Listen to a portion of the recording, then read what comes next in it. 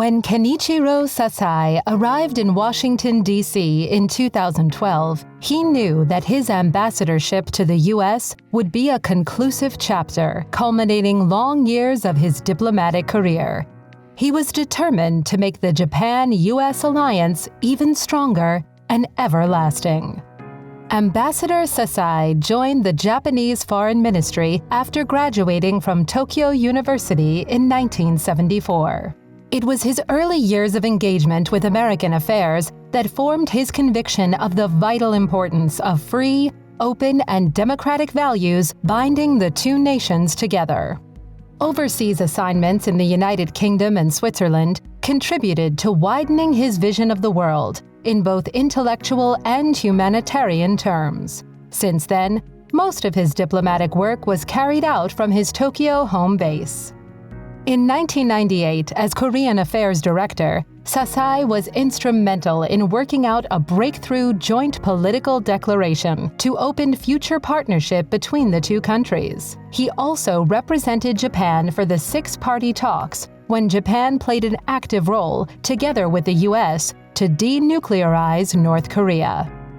Deputy Foreign Minister Sasae, as political director for the G8, worked with U.S. and European partners to counter terrorism and address pressing regional issues. When he became Vice Foreign Minister in 2010, much of his energy focused on security issues posed by Japan's neighbors. He also witnessed the positivity and kindness of humanity when, in 2011, the U.S.-led Operation Tomodachi came to his homeland's aid after the Great East Japan earthquake.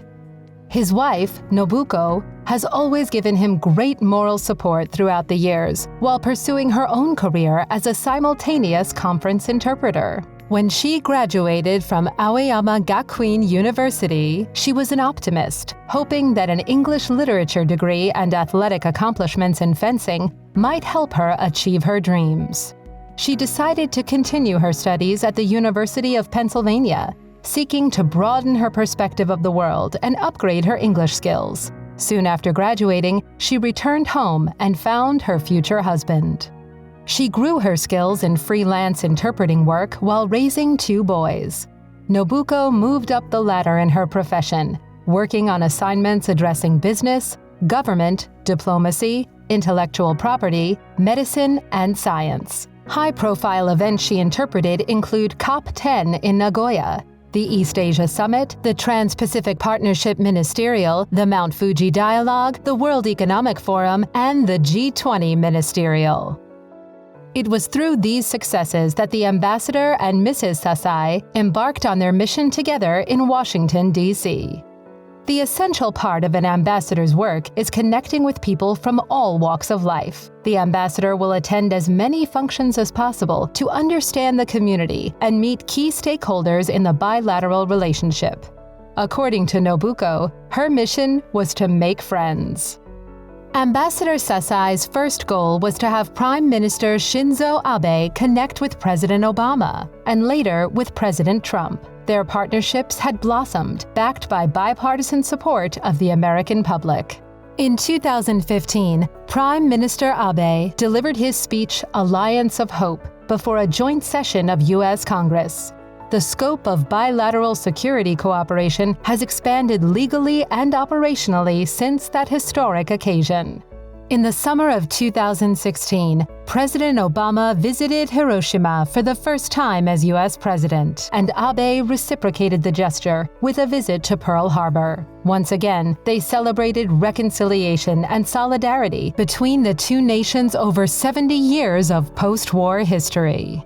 President Trump, together with Prime Minister Abe, launched the Free and Open Indo-Pacific Initiative. They both recognized the changing strategic landscape evolving in East Asia. While engaging in these diplomatic endeavors, the ambassador and Mrs. Sasae were reaching out to the wider American audience. Through their travels, they learned that the Japan-America Society, both nationwide and locally, plays a vital role in advancing our friendship, along with many other notable grassroots organizations. The couple was warmly welcomed everywhere they ventured. Attendance at cherry blossom festivals was common, and they visited many cultural and sports events. Together, the ambassador and Mrs. Sasae delivered more than 1,000 speeches. They also visited Texas several times. Ambassador Sasae threw a first pitch at a Texas Rangers game and had meaningful conversations with members of the Japan-America Society of Dallas-Fort Worth. All of the ambassador's activities were not possible without the support of his wife. Nobuko also expanded her own women's network in Washington, D.C. Notable figures to come to the ambassador's residence through this connection included Vice President Joe Biden and First Lady Michelle Obama. She also initiated her own program called Nobuko Forum, where many women leaders, mostly American, were invited to share their life journeys. After her return to Tokyo, she continued this program under the name Nobuko Forum Japan, and the 14th Forum, the 26th counting from her time in D.C., was just held this past summer. In 2019, the American Chamber of Commerce in Japan honored Ambassador Sasae and Nobuko with the Persons of the Year Award for their contribution to strengthening U.S. Japan relations.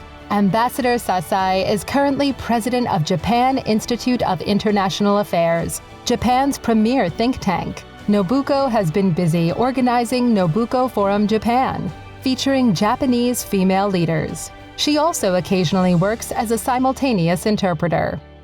Ladies and gentlemen, it is a great honor for the Japan-America Society of Dallas-Fort Worth to present the Sun and Star Legacy Award to Ambassador and Mrs. Sasae for their dedication to Japan-U.S. relations. Their family, even including Nobuko's 96-year-old mother, joins us in celebration.